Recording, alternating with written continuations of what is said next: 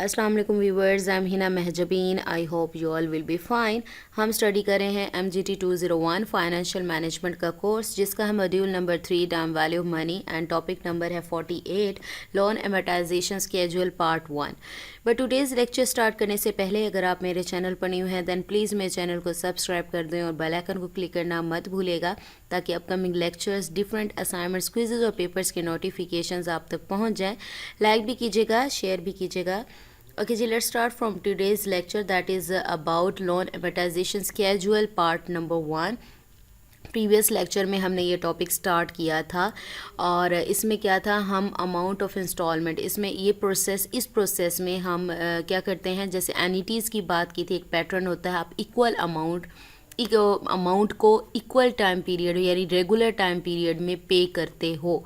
यानी आपने वो अमाउंट फाइंड करनी है, अमाउंट ऑफ इंस्टॉलमेंट फाइंड करनी है जो आप गिवन टाइम पीरियड में equal amount, as equal amount, यानी सपोज करो अगर 10,000 रुपीज़ हैं, आपने 10 ईयर्स में पे करने हैं, तो 1000 पर ईयर बनता है, वो पे करना है। बट जब आप किसी से लोन लेते हो तो आपको कुछ इंटरेस्ट भी पे करना पड़ता है, कुछ परसेंटेज होती है। जैसे प्रीवियस एग्जाम्पल में हमने 10% किया था, उस इंस्टॉलमेंट का 10% वो भी ऐड हो जाता है, वो इंटरेस्ट भी आपने एवरी इंस्टॉलमेंट पर पे करना होता है। अब मैं तो कह रही थी कि ना, अगर सिंपली बात करूं, विदाउट इंटरेस्ट प्रिंसिपल अमाउंट, जो एक्चुअल अमाउंट आपने लोन ली है, उसमें क्या है कि आपने 1000 पर ईयर पे करोगे। But profit and loss account में भी ये सेपरेटली शो करवाना पड़ता है, कितनी लायबिलिटीज़ आपकी रह गई, कितना लोन पे हुआ, तो उसके लिए आपको ये क्लियरेंस करनी पड़ती है कि आपने कितना लोन लिया है और कितनी liability at the beginning of the year, accounting year, और एट द एंड कितनी है। ठीक है, तो इसके लिए आप क्या करते हो, अमाउंट ऑफ इंस्टॉलमेंट फाइंड करते हो। मैंने एनईटी में प्रेजेंट वैल्यू फाइंड की थी, क्योंकि जिस दिन आप लोन लेते हो उस दिन यानी आज की बात हुई टुडे, तो उसकी वो प्रेजेंट वैल्यू है, प्रेजेंट वैल्यू ऑफ एनईटी, यानी एनईटी का फॉर्मूला। और वहाँ पर ऑर्डिनरी एनईटी फाइंड की थी, क्योंकि जनरली हम लोग at the end of every accounting year ये जो इंस्टॉलमेंट्स हैं वो पे करते हैं। बट कुछ कंडीशंस ऐसी भी होती हैं जिसमें आपको एट द बिगिनिंग जो इंस्टॉलमेंट्स हैं वो पे करनी पड़ती हैं, तो इसको कहते हैं एनईटी ड्यू। हमने पढ़ा था, उसमें एनईटी ड्यू का फॉर्मूला यूज़ करेंगे, बट वो आप हम लोग जो अपकमिंग लेक्चर्स हैं उसमें इसको डिटेल में पढ़ेंगे। बट यहाँ पर जो एग्जाम्पल प्रीवियस लेक्चर में थी उसको ही कंटिन्यू करेंगे, और किस तरह से आप इसको फाइंड कर सकते हैं टेबुलर फॉर्म में। तो टेबुलर फॉर्म में, continuing with the example, with the loan amount of 100,000, loan period of 5 years at the rate of 100% per annum interest rate and the amount of instalment, this value let us make loan amortisation schedule. अच्छा जी, loan amortisation schedule यहाँ पर मैं आपको दिखा देती हूँ, यहाँ कैलकुलेशन करे थे। ओके, प्रीवियस लेक्चर में हमने क्या देखा, 100,000 की जो हमारे पास अमाउंट थी, यानी आपके पास टोटल जो अमाउंट या प्रेजेंट वैल्यू कह लो वो, और 10% पर एनम, यानी जितनी भी अमाउंट है उसका 10% आपको इंटरेस्ट पे करना है, ये प्रिंसिपल अमाउंट या प्रेजेंट वैल्यू कह लो। ठीक है, तो इस पर आपने क्या करना है, टोटल बैलेंस आपके पास 100,000 है, तो उस पर 10% per annum interest rate every instalment पर है, वो भी ऐड होगा। हमने जो प्रेजेंट वैल्यू फाइंड की थी यूजिंग एनईटी, डेफर्ड और ऑर्डिनरी एनईटी को यूज़ करके, वो ये आंसर आया था प्रीवियस लेक्चर में, आप देख सकते हो प्रीवियस लेक्चर को। ठीक है, तो हमने क्या किया था, प्रेजेंट वैल्यू का फार्मूला यूज़ किया था और आंसर निकाला था। अब ये आंसर जो है, मैंने एक बार आंसर निकाल लिया, अब इस आंसर को ना मैं यूज़ करते हुए पूरा टेबल, यानी 5 ईयर्स की बात हुई है, तो टोटल 5 ईयर्स में पूरी वैल्यूज़ फाइंड कर सकते हो कि 5 ईयर्स में कितना प्रिंसिपल होगा, कितना इंटरेस्ट होगा, हमारा बैलेंस कितना होगा, इंस्टॉलमेंट कितनी देंगे। ठीक है, लेट्स सी, यहाँ पर ईयर्स हैं, 5 ईयर्स की बात हुई है और 10% इंटरेस्ट है, और मेरे पास जो इनिशियल इंस्टॉलमेंट है, क्योंकि मैंने बात की थी कि एनईटी है, ऑर्डिनरी एनईटी है, और इसमें एक पैटर्न होता है, यानी आपकी जो इंस्टॉलमेंट की अमाउंट मैंने निकाल ली, और ये इंस्टॉलमेंट हमें पता है कि ये सेम रहेगी एवरी ईयर। तो यहाँ पर देखें, 0 ईयर की बात करूँ, जब आपके पास टोटल बैलेंस था और इसमें कुछ इंटरेस्ट, कुछ प्रिंसिपल, कुछ एडेड नहीं है, यानी आपने अभी तक कोई इंस्टॉलमेंट पे नहीं की, जस्ट आपके पास 100,000 रुपीज़ है। नेक्स्ट ईयर मैंने जो इंस्टॉलमेंट की अमाउंट ऑफ इंस्टॉलमेंट निकाली थी वो थी 26,379.75। मैंने कहा था 780 भी कर सकते हो, बट पॉइंट में कर लो तो कुछ नहीं होता, तो यहाँ पर आपके पास आ गई। अब आपने क्या करना था, जो इंटरेस्ट है ना, इस वैल्यू का आपने जो 100,000 रुपीज़ है उसका उसने कहा है 10% पर एनम पे करना है। तो पहले इसका 10% निकालो। इसका 10% कैसे निकालूंगी, 10 डिवाइडेड बाय करना है मुझे 100, ठीक है, 100, आंसर आ गया 0.1। अब उसका 10% किसका है, इस बैलेंस का जो टोटल बैलेंस है वो मेरे पास है, मल्टीप्लाई क्या हो जाएगा 100,000, ठीक है। तो आंसर आ गया मेरे पास 10,000, यानी जो टोटल बैलेंस है उसका मेरे पास 10% आ गया 10,000 रुपीज़, ठीक है। और इंस्टॉलमेंट की अमाउंट आ गई ये। अब प्रिंसिपल अमाउंट का मतलब ये है कि आपकी जो वैल्यू एक्चुअल इंस्टॉलमेंट है जो पे करनी है विदाउट इंटरेस्ट, तो आप कितनी पे करते हो। तो आपने क्या करना है, जस्ट इसको 10,000 को जो इंस्टॉलमेंट की अमाउंट है उसमें से 10,000, क्योंकि मुझे पता है जो मैं पे करनी है इंस्टॉलमेंट, उसमें इंस्टॉलमेंट प्लस इंटरेस्ट मिलाकर देन आपकी जो वैल्यू है वो बनती है। यानी टोटल इंस्टॉलमेंट कैसे बनती है, प्रिंसिपल अमाउंट प्लस इंटरेस्ट। देखो प्रिंसिपल अमाउंट प्लस इंटरेस्ट करो तो आपके पास वैल्यू आ जाती है टोटल इंस्टॉलमेंट की। इसी तरह से टोटल इंस्टॉलमेंट में से अगर मैं इंटरेस्ट रेट को माइनस करती हूँ, यानी मैं उल्टा कर लेती हूँ, 10 minus 26,379.75, answer will B this 16,379.75। आ गया प्रिंसिपल। कैसे किया, अगर मैं चाहूँ ये टोटल अमाउंट ऑफ इंस्टॉलमेंट है जो एवरी ईयर आप पे कर रहे हो। अब मैं देखना चाहती हूँ कि कितना इंटरेस्ट है और कितना प्रिंसिपल। इंटरेस्ट जो एक्स्ट्रा अमाउंट पे कर रही हूँ, प्रिंसिपल जो एक्चुअल मैं इंस्टॉलमेंट अगर बनाऊँ तो मेरी कितनी बनेगी, यानी कितने पैसे मुझे देने चाहिए विदाउट इंटरेस्ट, और ये टोटल बैलेंस जो मेरे पास बच जाता है, ठीक है। तो मैंने क्या किया, टोटल इंस्टॉलमेंट है तो इंटरेस्ट फाइंड करना है। तो क्या किया मैंने, पहले जो टोटल बैलेंस था उसका 10% से मल्टीप्लाई कर दे, उसका 10% निकाले, 10% बनता है 10,000 रुपीज़। अब मेरे पास इंटरेस्ट आ गया, अगर मैं इस इंस्टॉलमेंट में से इंटरेस्ट को माइनस करती हूँ तो मेरे पास आ जाता है प्रिंसिपल जो एक्चुअल अमाउंट मुझे पे करनी है विदाउट इंटरेस्ट। अब ये आ गई। अब आपने क्या करना है, अब आपके पास बैलेंस क्या बचा, पहले था 100,000 रुपीज़, अब आपकी प्रिंसिपल वैल्यू जो है आपने करनी है, तो इसको क्या करो माइनस कर लें।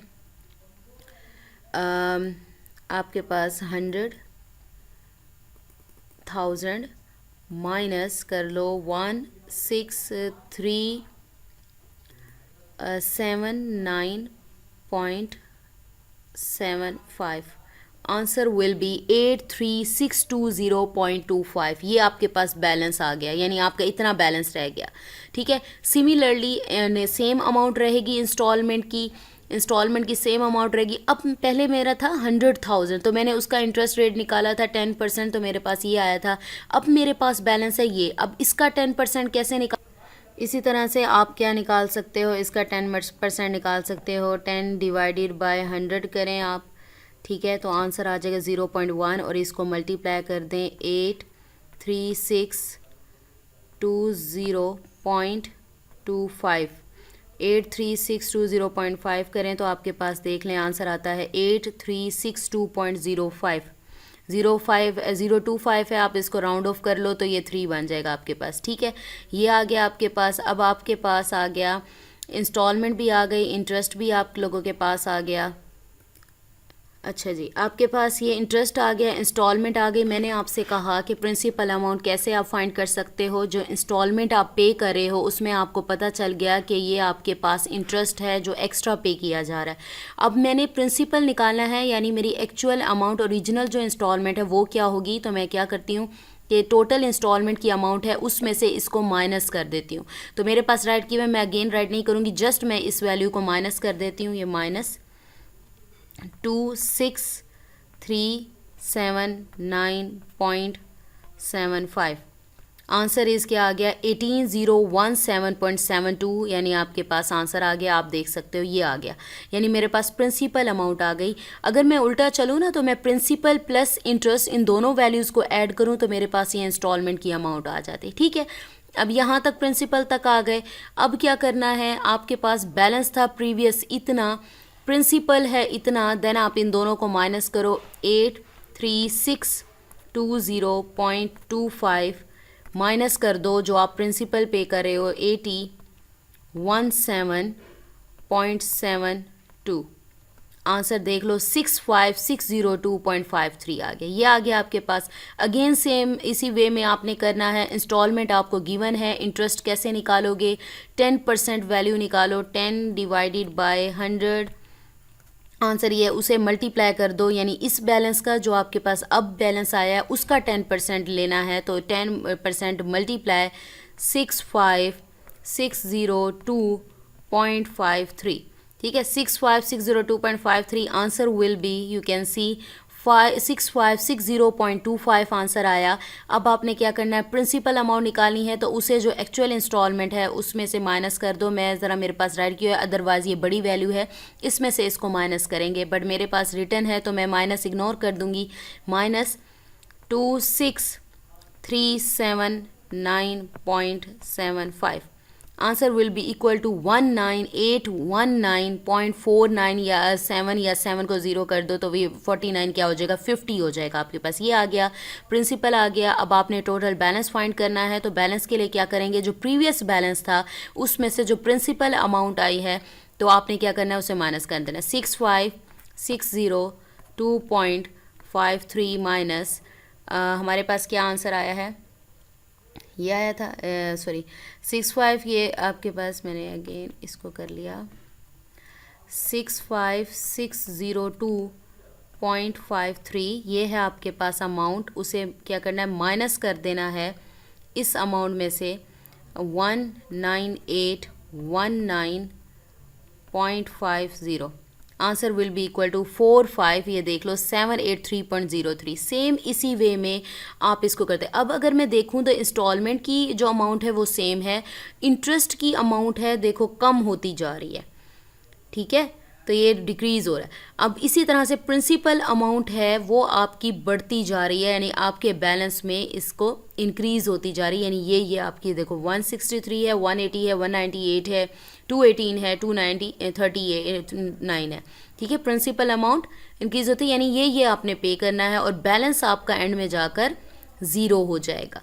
तो ये इसी तरह से अगर सपोज करो आपको 3 इयर्स की बात कर रहा है या 2 इयर्स की बात कर रहा है, तो आपने क्या करना है, बैलेंस अगर फाइंड करना है तो आप जस्ट क्या करोगे, 2 या 3 इयर्स की बात कर रहा है तो ये जो प्रिंसिपल अमाउंट है इसे प्लस कर दो, आंसर निकाल लो। इंटरेस्ट रेट है उसको निकाल लो तो आपको पता चल जाएगा, फिर उसका जो बैलेंस यानी प्रिंसिपल आएगा इस अमाउंट में से माइनस कर दो तो आपके पास आंसर आ जाएगा, ठीक है।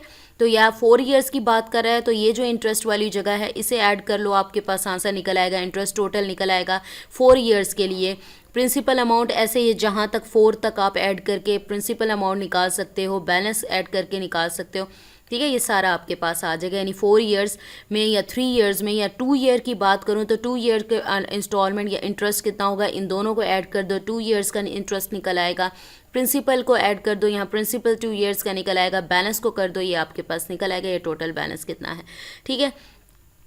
हमने यहाँ पर कंप्लीट कर लिया कि किस तरह से आप लोन एमोर्टाइजेशन स्केड्यूल में इसको कर सकते हो, यानी सॉल्व कर सकते हो। जस्ट आपके पास एक इंस्टॉलमेंट की अमाउंट है, आपको जो परसेंटेज गिवन है उसकी परसेंटेज निकालो, टोटल 10% है, 10% ऑफ जो एक्चुअल अमाउंट प्रेजेंट वैल्यू है उसका निकालोगे, ठीक है। उसको इंस्टॉलमेंट में को इंटरेस्ट में से माइनस करो तो प्रिंसिपल अमाउंट निकल आएगी। जब प्रिंसिपल अमाउंट निकलेगी तो टोटल बैलेंस में से प्रिंसिपल अमाउंट को माइनस करोगे तो नेक्स्ट जो बैलेंस है वो निकल आएगा, और ऐसे ही आपने कंटिन्यू रखना है जितने ईयर्स के लिए आपको फाइंड करने के लिए देता है, और लास्ट में आपका जो बैलेंस है वो ज़ीरो आ जाएगा, यानी ज़ीरो आ गया, यानी आप ठीक कर रहे हो कि आपने फिनिश कर लिया, यानी ठीक जा रहे।